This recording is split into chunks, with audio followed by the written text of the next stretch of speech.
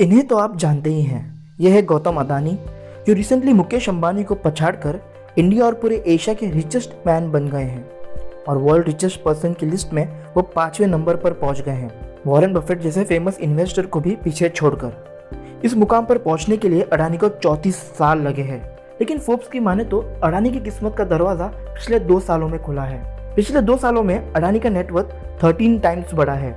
1988 से बिजनेस कर रहे अडानी की नेटवर्थ 2020 में $8.9 बिलियन थी, but by end of April 2022 Adanis net worth reach around $123 billion. $123 billion.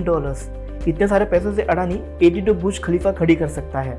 दूसरी चौंकाने वाली बात यह है कि 2021 में अडानी ने $49 बिलियन की कमाई की, जो कि top 3 billionaires Elon Musk, Jeff Bezos और बर्नार्ड आर्नोल्ड की सालाना कमाई से भी ज्यादा थी।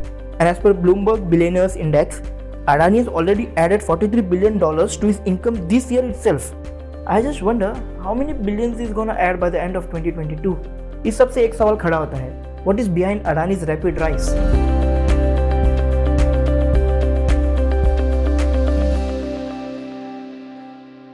नाइनटीन 1988 में गौतम अडानी ने अपनी ग्रुप की फ्लैगशिप कंपनी अडानी एंटरप्राइज की शुरुआत की थी to import and export commodities. And by 2022, Adani has built an empire that comprises 7 public listed companies that are involved in sectors like coal, power, real estate, agro products, oil and gas, financial services, port and terminals, data centers and green energy.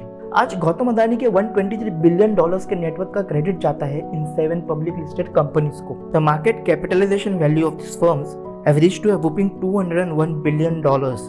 This is because the stock of the 7 listed companies have skyrocketed in the last 2 years. Let's find out the reason behind this rise. शुरू करते हैं with the newly listed company Adani Wilmar, जो कि India की largest branded edible oil importer, refiner और seller है। Due to the ongoing Russia-Ukraine war, there has been a massive supply crunch of sunflower oil, and at the same time, Indonesia has banned the export of palm oil. इस supply crunch के कारण edible oil के prices increase हुए हैं, especially palm oil के। And this price rise has been giving a margin benefit to Adani Wilmar on its unsold inventory. And because of all this, Adani Wilmar के shares ने अपने investors को 280.31% returns दिए हैं। अब edible oil के price rise का benefit Adani ports को भी मिला है। Due to the rise in prices, the overall transaction cost also increases, which favors the ports. And let me inform you, Adani Ports is India's biggest private port operator with 13 ports and terminals. अब next is Adani power. 2022 की शुरुआत से Adani powers के shares ने more than 145% returns दिए हैं, जिनमें से अप्रॉक्स 90% रिटर्न्स मार्च एंड और अप्रैल में आए हैं। अडानी पावर्स के शेयर प्राइस के उछाल के कई रीजंस हैं, जैसे कि अपने सब्सिडरीज को अडानी पावर के साथ मर्ज करना। These subsidiaries are Adani power Maharashtra, Adani power Rajasthan, Adani power Mundra, Udupi power corporation, Raipur energen and Raigarh energy generation. दूसरे रीजंस जैसे ग्रीन एनर्जी में ज़्यादा इन्वेस्ट करना, SR power MP a coal based thermal power plant को एक्वायर करना और राजस्थान और महाराष्ट्र गवर्नमेंट से आउटस्टैंडिंग ड्यूज पाना।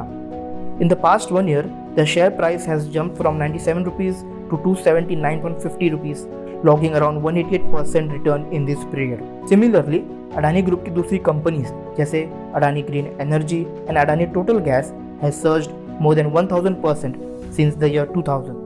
वही इसी पीरियड में Adani enterprises and Adani transmission की ग्रोथ 730% और 500% हुई है रिस्पेक्टिवली। पहले इन सारे कंपनीज के परफॉर्मेंस को देखकर पता चलता है कि गौतम अडानी के अच्छे दिन कैसे आए हैं। बट ऐसे कई बातें और थ्योरीज है जो गौतम अडानी की नेटवर्थ और अडानी ग्रुप की कंपनीज के परफॉर्मेंसेस पर सवाल उठाती है। ऑल्दो अडानी ग्रुप तेजी से ग्रो कर रहा है, but the groups expansion has been fuelled by debt. The total outstanding debt of the listed group companies is estimated at $21 billion. इतना ही नहीं, अडानी ग्रुप के रेवेन्यू प्रॉफिट और मार्केट वैल्यू में बहुत बड़ा डिफरेंस है, and that is worrisome.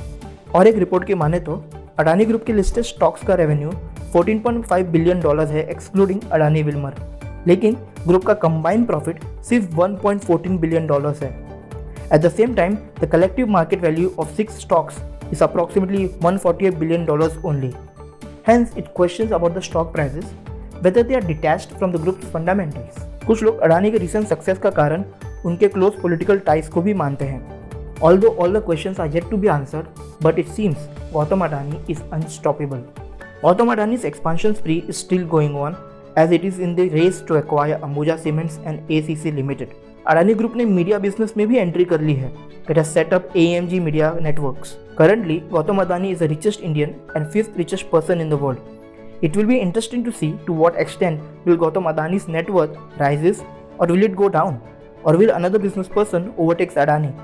Let's not forget, Mukesh Ambani, who is the second richest Indian now, is planning India's biggest IPO for Reliance Jio and Reliance Retail Ventures. So time will tell, will Gautam Adani's rise continue? Hey guys, hope you like this video.